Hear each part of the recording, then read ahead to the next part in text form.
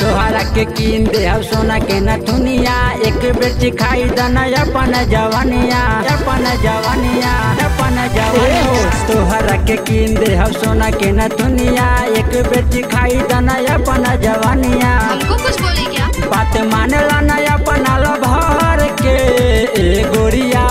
क्या क्या? तू आजा छप्पर चढ़ के ए गोरिया। ऐसे ना बोला। तुम आजा न छप्पर चढ़ के। बुझलू कि ना बुझलू जरूर आई हो।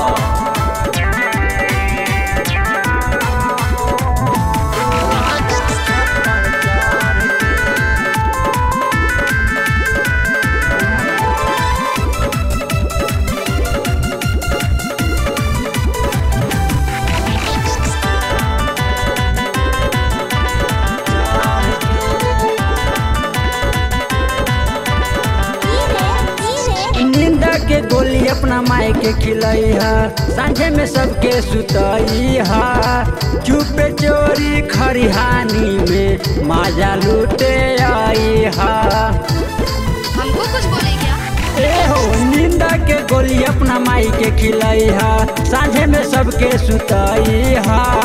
चुपे चोरी खरिहानी में माजा लूटे आई है। बंद कोई दी है अपना घर के गोरिया। क्या क्या? तू आजा छप्पर चढ़ के ए गोरिया। ऐसे ना बोला। तू आजा छप्पर चढ़ के।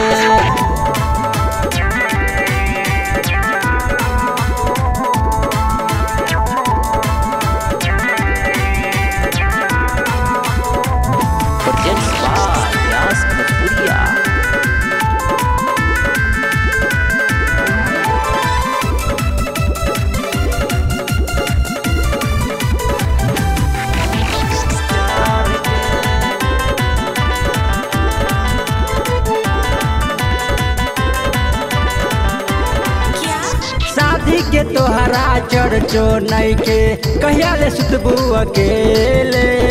ऐसा जवानी फेरू न आई, जिंदगी के मजा कुछ ले ले। ऐसे ना बोला। ए हो शादी के तोहरा चढ़चो नहीं के कहिया ले सुतबे अकेले। ऐसा जवानी फेरू न आई, जिंदगी के मजा कुछ ले ले।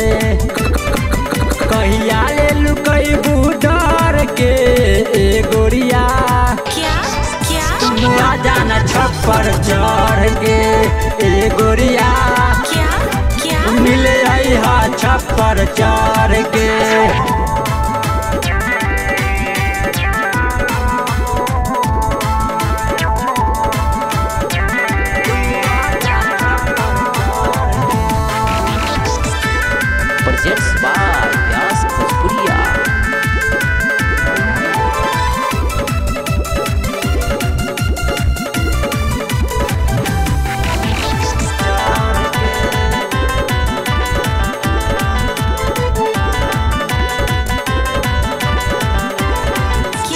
यादव महादेव यश कुमार करिए इंतजार हो।